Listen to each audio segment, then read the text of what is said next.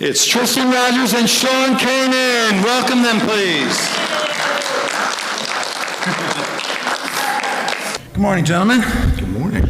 Welcome to Connecticut. I hope you're having a good weekend. Indeed, so far so good. Okay, so what we're going to do is I'm going to take about 10, 15 minutes and ask a few questions to get us started. And then we're going to turn it over to you guys. So I hope you have your questions ready. I'll ask you to please come up to the microphone because this is being recorded. And hopefully we'll have a good time. So, where are my soap fans at? Let's hear it. All right. All right. Split it up because they've done both. GH, Y&R. A little less, all right. Watch this. Studio City. Oh, hey. Yeah. Huh? I thought you might like that one. Great. Okay, so we're good. We should get questions on all three. Excellent. I'm going to start with you, Sean. Okay. Your last stint on GH was the tragic ending of A.J. Quartermaine. Yes. Who's been shot and is probably dead for real. Hello in the face, I'll do that too. But it is soap, so you never know who's coming back and who's not. Right. Can you talk about your two characters that you played? You played AJ, you played Deacon on Y&R. Compare and contrast? What do you got? Sure. So I joined the cast of General Hospital in 1992 to assume the role of A.J. Quartermaine, who had previously been played by a couple of actors, some as adults and some as little kids. And I screen tested for the role because Steve Burton, who played Jason Quartermaine, he and I were very good friends, and we had a really kind of uncanny resemblance, and they were looking for his new brother, and I was the only guy that screen tested, so I knew if I didn't get the part, it was because I was really bad. But luckily I got it, and it was a terrific experience to join a show that has such an amazing, rich history. I mean, General Hospital is a part of the television tapestry of America, and it was a great experience for the most part. Deacon Sharp on The Bold and the Beautiful, very different experience. I originated the character. The show is a half an hour as opposed to an hour, syndicated in 100 countries throughout the world.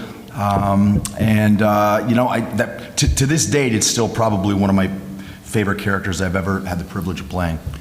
And Tristan, you were doing soaps before you left Australia. What brought you to the States in the first place? Well, I had to leave the country.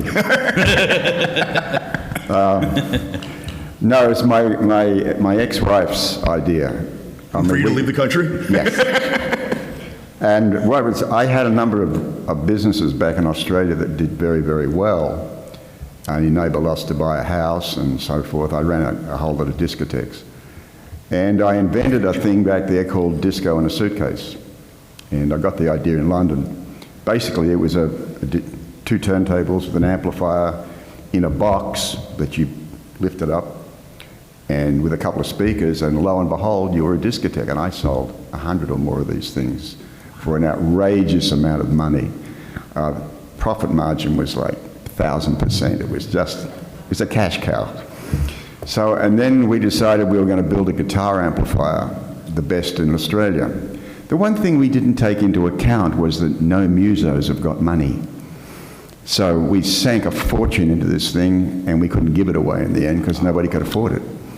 So at which point my wife said, I think it's time to get out of the country for a while and go somewhere else. Let's go to the US. She'd spent a little time here. And so we came over here in '79, and I started to work as a model for a while. And then this agency, they decided to get involved in the theatrical side of business. So they said, would you like us to represent you? And given the fact that nobody would touch me anyway at that point, it was a great offer. So the second show I go up for is a show called General Hospital.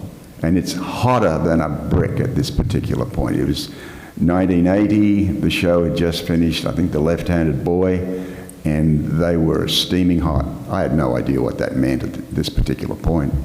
So this was Scorpio was a 2-day role, and they wanted an East African. And I said, do they know what an East African is? And my agent said, no. I said, do they know what an East African sounds like? No. then I'm the person. I'm it. So I went up and got the part and started work. And on the first day, Gloria Monty came up to me and said, we like what you're doing. Would you like to stick around? And of course, I became a blubbering mess at that particular point because it was a job. I didn't realize how big a job it was going to turn out to be, but at the time it was just a job. And the rest is history. Well, you became part of that whole, era of Luke and Laura and Yeah. super couples, and you had a few leading ladies of your own over the course of the years. Scorpio had them one at a time. It was strange. General Hospital back then had an attitude about love interests on shows. It took time to develop. It didn't happen the way it does now, where it's wham, bam, thank you, ma'am. It took time to develop, and you were left with the same person for quite a while. It's not like there was a big turnover in the amount of women that you had. And if you really look back on what, Scorpio's love interests were, he had them for quite a while. He didn't sort of like have one and then go, oh, this one over here is kind of nice too. And what about that one down there? Yeah, she's okay, go. He kept one woman for a while, and that worked much better for me. I mean, I like that way. I'm not quite sure that I like to see a steady stream of women go in one door and out the other. And that's not his character. Are you looking forward to picking up that plot thread of Emma Samms being locked up in a room all by herself staring up at a camera? I've been saying to them for quite a while, this relationship needs resolution, because it was just left standing and hanging. And nobody really knows. She was supposedly dead, and then she came back, and then she's disappeared. And so I said, this is a significant piece of history here. This needs to be resolved. And it's that word resolved that gets people mad. They don't want it to be resolved in a negative way. They want it to be resolved in a positive way, i.e. they want the couple back together again. And that's kind of difficult when she lives in London and I'm here. So I don't know. And at the moment, it's impossible anyway, because her health is not good. She's had COVID for about a year and a half. She had COVID before it had a name. And that dictates the fact that she won't be coming here anytime. So. All right, let's spin gears for a second and talk about Karate Kid 3 and your injury and how that led to you writing your book. Okay, so Karate Kid 3, I got the role from an open call. I stood in line with probably 2,000 young guys who all wanted to win the role of Mike Barnes, who was described as a 17-year-old white Mike Tyson who would terrorize Daniel San. I never thought of myself as a 17-year-old white Mike Tyson, or any other color for that matter, and I was like, okay. So I went to the audition, and John Avildsen, who had won the Academy Award for directing Rocky and directed the first two Karate Kid films, was making his way up the line, intermittently stopping and talking to some of the people that he wanted to do a little improv with, and he stopped in front of me and asked me to do an improv to intimidate him. And I don't remember exactly what I said, but it had something to do with the fact that if he didn't take me inside for a screen test, I was going to show up in his kitchen that night with a butcher's knife. And I was like, oh shit, did I just overshoot the mark? And he just looked at me for a minute and he goes, okay, all right, I buy it. I was like, okay, good. So he sends me inside, and there was Ralph Macchio, and I screen tested with Ralph Macchio, and I thought I did really well. And I learned about 5 or 6 days later that they actually hired somebody else to play Mike Barnes, and I guess the kid didn't work out. They kept him for about a week, and they called me back, and I wound up getting the role. When we were about 2 weeks into filming, after about a month of rehearsing, we were about to break for the Christmas holiday, and I was having some pretty significant pain in my left thigh, which I attributed to all the karate that I was doing, so I was taking a lot of aspirin. Well, in reality, what had happened was I had perforated my greater omentum, which is a sheath of skin that wraps around your intestine. I was bleeding internally, and the blood was trickling down on my femoral artery, and it was agitating it, which caused the pain. The more aspirin I took, it's a blood thinner, the worse it got. So I was in Las Vegas, Christmas Day, 1989. I passed out in the Dunes Casino. The paramedics got me, threw me in an ambulance, and I'll never forget what one of them said to the other. They said, he's dying, we have to get him to the hospital right now. So Christmas Day, 1989, while everyone was, wrapping presents, getting ready to have dinner with their family, I was fighting for my life. I was 21 years old. I made it through the surgery, and I got a call from John Avildsen a day later, and basically he said, you've got 10 days to come back to the set, or I have to rehire. And they were going to cast Bruce Lee's son, Brandon Lee. And so I was pretty crushed. I had worked so hard to get this role, but very quickly, that feeling of being crushed gave way to a feeling of being very pissed off. I was very angry at the situation, and I decided that I was going to stay in this movie come hell or high water. So I got out of bed the first day, and I could walk to the bathroom. And the next day I got outside of my room and I could walk around the entire hospital hallway, and the day after that I could walk around 3 or 4 times. Long story short, after about 5 days, I had them dismiss me against medical advice. I had about a 14-inch scar on my abdomen with staples going down it. And they decided, okay, they were gonna keep me in the film because they had just enough of me on camera filmed, but they were gonna get a stuntman to do all of my martial arts. And that was really difficult for me because I had trained in martial arts for years, and in addition to that, I had learned all the choreography.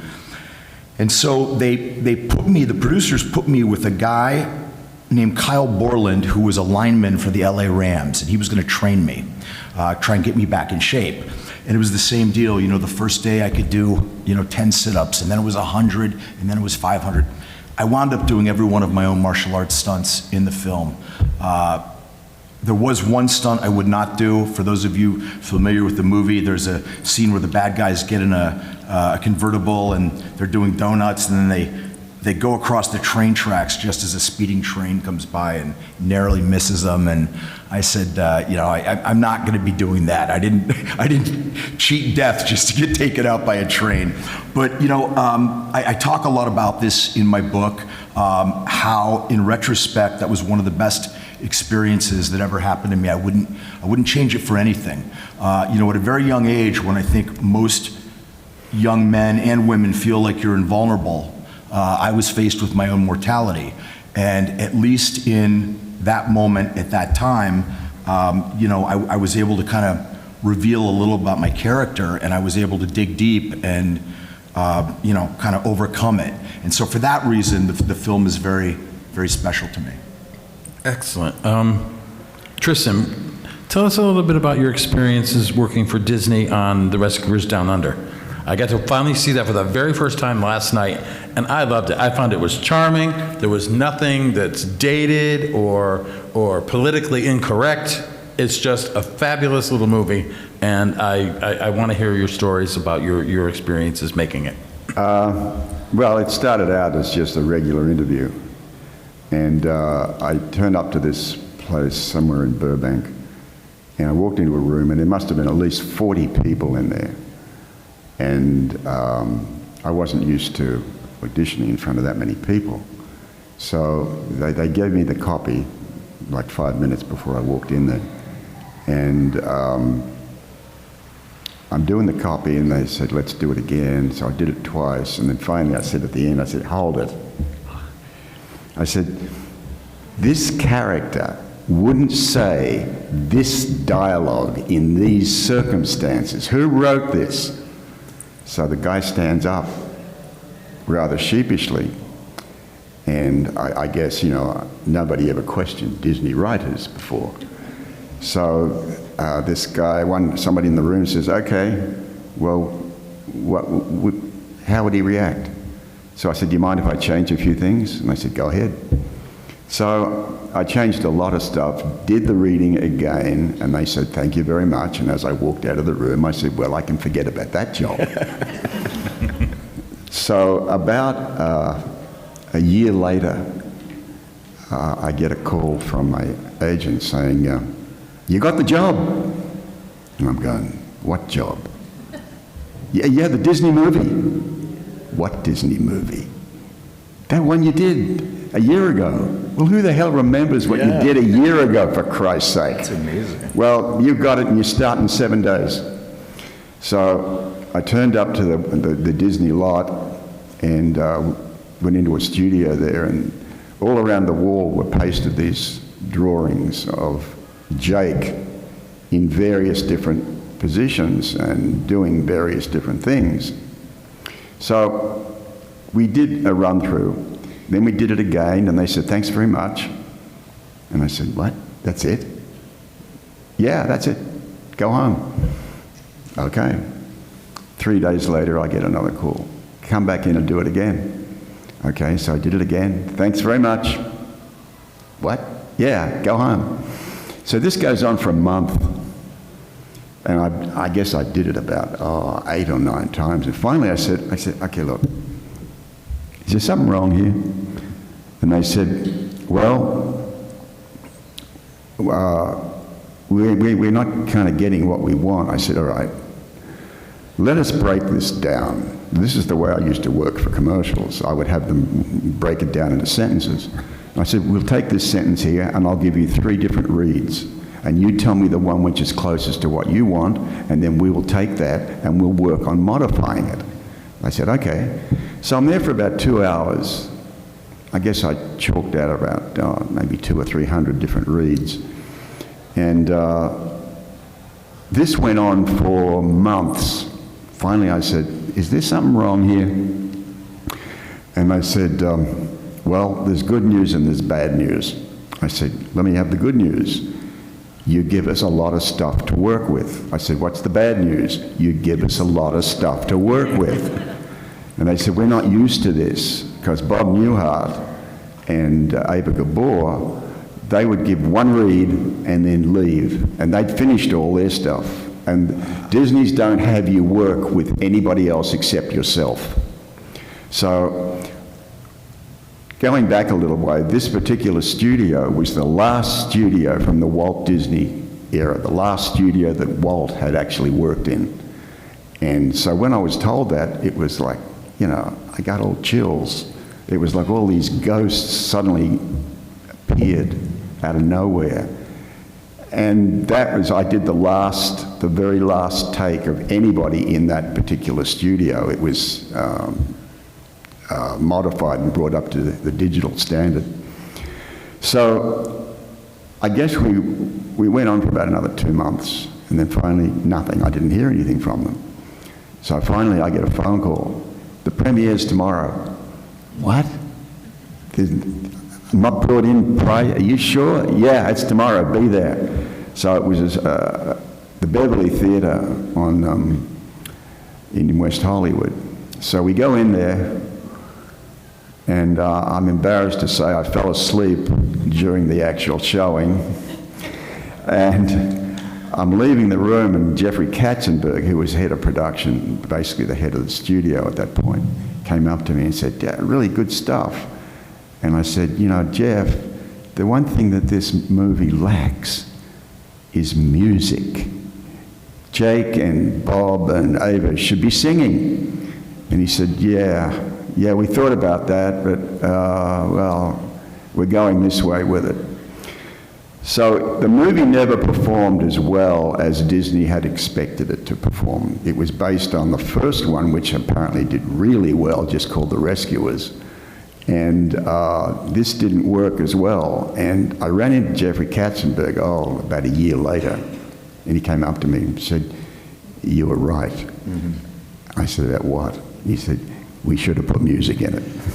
So, there you go. There you go. Who wouldn't have paid money to hear Tristan Rogers sing I'm telling as a you. mouse? I'm telling you. Amen, brother. All right, so during your tenures at General Hospital, you did not overlap much at all. He was joining as I was leaving. Right. I'd been there for 14 years and I'd had enough. I was done. And I'd tried to leave once before, and Gloria Monty came back on the show and said, I need you here for 6 months. I'm bringing in this whole new character. It's going to be wonderful. It's called the Eckerts. and Tony Geary's playing the role of what's-his-face, Eckert. Bill Eckert. And I said, Bill Eckert, you're shitting me, aren't you? You're going to have the most iconic character in daytime television play somebody else? She said, it's going to be wonderful. Well, of course, it was a huge flop. And halfway through it, they were told, get rid of this thing completely and bring Tony Geary back as Luke Spencer. So they didn't have another storyline. So they turned, Gloria suddenly says, I've had this wonderful idea. You're going to get married. I said, what? She said, you and Anna are going to get married. I said, wait a minute, we've already been married. It didn't work then. Why do you think it's going to work now? And of course, it didn't work. I really did have enough at that particular point. It was the last thing in the world I wanted to do. So. And your paths didn't cross at all on the CBS No. soaps either. But No. now, you guys are working together. Yes. Yeah. Let's talk about Studio City, its origins, and what's happening with it now and hopefully in the future. Okay. So Studio City is a show I created that's on Amazon Prime right now. And boy, I'd been trying to get this project made for a really, really long time in various different incarnations, under different names. And eventually, well, if I'm being really honest, once my wife Michelle came on as one of the producers and writers, it's amazing how quickly it came together. So I'm very fortunate to be sleeping with one of the producers. This has been a baby of mine. For those of you that haven't seen it, it's primarily about my character, whose name is Sam Stevens, and he is an aging soap star. And you know, when you're on a soap opera and you start to become older on a soap opera, there are a lot of sort of things and baggage that come with that. And, you know, they've always said, write what you know. That's what I've always heard. And for better or for worse, I know soap operas, not as well as this guy, but I know him pretty darn well. And I wanted to show what it was like being a guy that's on a soap opera, because you initially look at this guy and you think, oh, he works with beautiful women, he must be making a lot of money, but and he's not necessarily super likable in the beginning, but as you get to know him, you realize this is just a guy trying to figure it out. You know, he's got family issues, he's got issues with work, he's got all sorts of stuff, and it humanizes him. So I had a very clear idea of the actors that I wanted to work with on the show. And the part that Tristan plays was always for Tristan and only for Tristan. Tristan and I did a play together. We did a Sam Shepard play called True West. And we started talking and we were discussing a lot of, you know, things that maybe we would do in the future. When it came time to put Studio City together, I said, if you trust me, I said, we're going to write you a role that is going to show everybody what a terrific actor you are. And it's not going to be Robert Scorpio, and it's not going to be Colin, what's his name. It's going to show who you are as a human being. And I am extremely grateful that the voters of the Television Academy allowed me to keep that promise and recognize Tristan's brilliant work, awarding him the Emmy for Outstanding Lead Actor. So for those of you that haven't seen it, please watch it. Tristan is brilliant in it. It is a bit of a family affair. My wife, Michelle, is one of the producers, one of the head writers. Michelle's daughter, my stepdaughter, Juliet, plays my daughter in it. You know, all the actors I've worked with before, we're all friends. We all have kind of a nice shorthand together.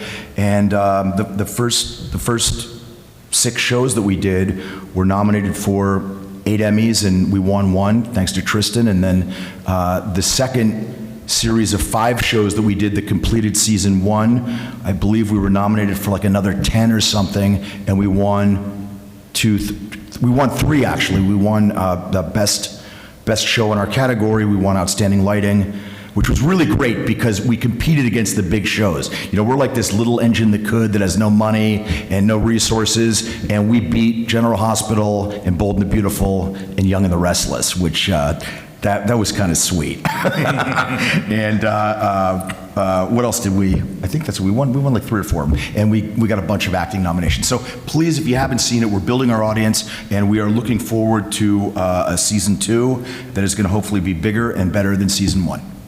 And season 2 is kind of on hold because of COVID. Well, no, it's actually not on hold. You know, we completed 5 episodes during COVID, which was a Herculean task. It posed some very significant logistical obstacles, and in the middle of us doing it, we had to work with what we call a skeleton crew, which means the amount of crew that you're using is significantly pared down, you know, masks, distancing, I mean, obviously stuff that's not ideal for filming.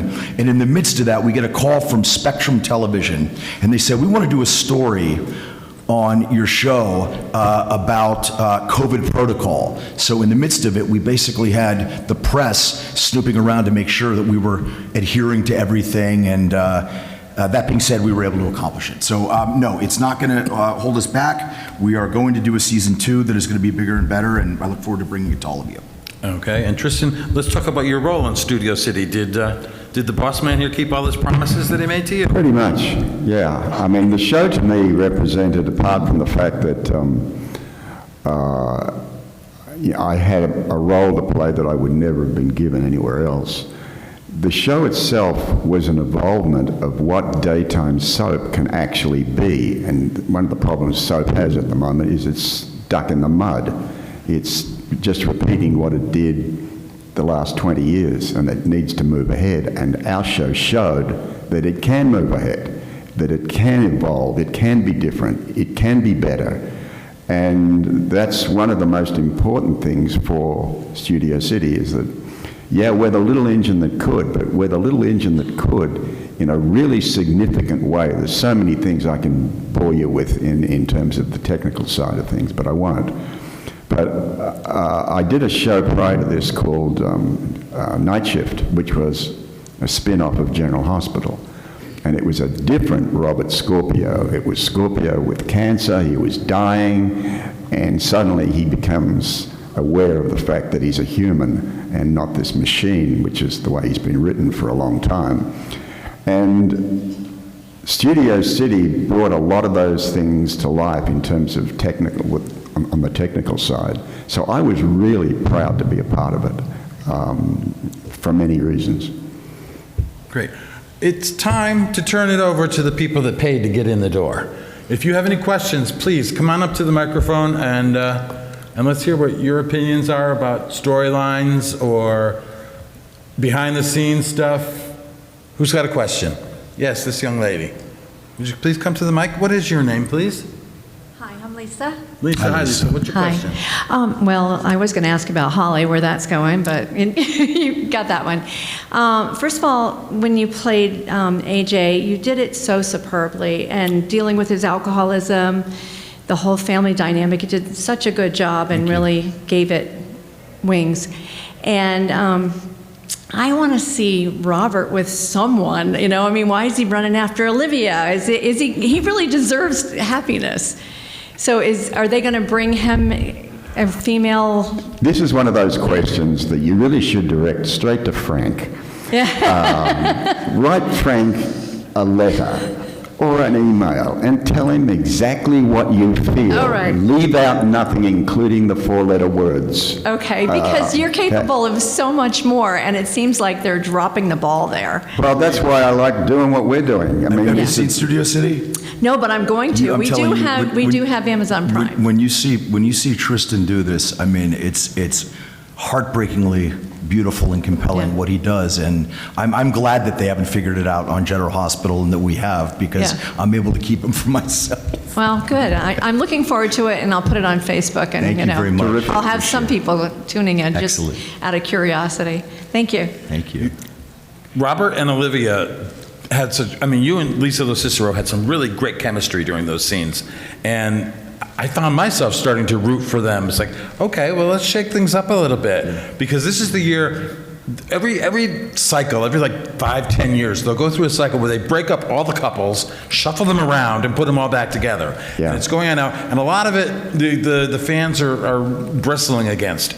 But Rolivia had a bit of a following. it had potential. There's no question about it. I mean, Robert with a much younger woman is an interesting idea that opens up a lot of storylines. But, you know, because something makes sense doesn't necessarily mean that it's going to happen. In fact, just the opposite. I find that the more sense things make, the less chance they've got of existing. So, yeah, I know Lisa wasn't too happy about the fact that suddenly it just went up in the air and just ended. One of those things. I don't think it's going to come back. They want Emma Sams to come back, and that, of course, at the moment is impossible. At the moment. But we're hoping for the future and her swift recovery. Yeah. Sir, your question. Your name, please? Clinton. My question is I'd just like to learn a little more the day you get to film with Elizabeth Taylor. How was that like that day of filming? This was something that was never meant to happen. Her agent called up, this was back in 81, and said, by any chance, do you have any position that maybe Elizabeth Taylor could read for? And this sent the entire production crew into a flap. So there was a role, the role of Helena Cassadine, but it wasn't due to happen for 8 months. So all of a sudden, Gloria said, we're bringing it all forward. So in the space of about 3 days, they brought 6 months of storyline forward. There wasn't meant to be a wedding. That wasn't on the cards. And Elizabeth said, oh, by the way, I'm not doing the show unless there's a wedding. So that, everyone went, oh shit, how do we do this? So all of a sudden, out of nowhere, Luke and Laura are getting married. That wasn't due to happen until 1982. And as it turned out, the wedding wasn't going to happen at all, even with her, with Elizabeth Taylor. But straight after they got Luke and Laura married, Jeannie Francis announced, I'm leaving the show and going to CBS to do a primetime soap. Tony then said, oh, well, I want to leave the show and do a couple of movies. And then Gloria said, well, I've got a deal for production in ABC primetime. Suddenly, the whole thing fractured. So, if they hadn't been married, if they didn't get married in 81, there wouldn't have been a marriage at all, and history really would have been significantly changed. Yeah, that wedding did change the whole game. Totally. But it wouldn't have happened. There's a number of reasons why if Elizabeth hadn't called up and said, I'd like to be on the show, they wouldn't have brought everything forward, and there would have been a wedding where there wouldn't have been a wedding. I just had this big epiphany that I'm doing it all wrong. I should be calling shows and just saying, I want to be on the show. There you go. Why didn't I call for Maverick, Top Gun, you know? Hey, I want to be a fighter pilot. Sure, we'll put Sean right in the plane. Idiot. Okay. That's how it goes. Sir, your name, please? My name is Chuck, and I just want to know, like, how was your experience on Karate Kid 3 working with Ralph, Pat, and everyone, and all the cast, and just how that was in general? A lot of mixed feelings about it. You know, I grew up watching Pat Morita in Happy Days when I was a little kid, so for me, he was Arnold before he was Mr. Miyagi. I had been a paying customer for the first 2 films. Karate Kid 2, a year before, I was sitting in the theater, and now about a year later, I'm on the back lot filming with them. So it was very surreal for me. I was a young actor, very, very inexperienced and green, so I had to learn a lot of stuff quickly.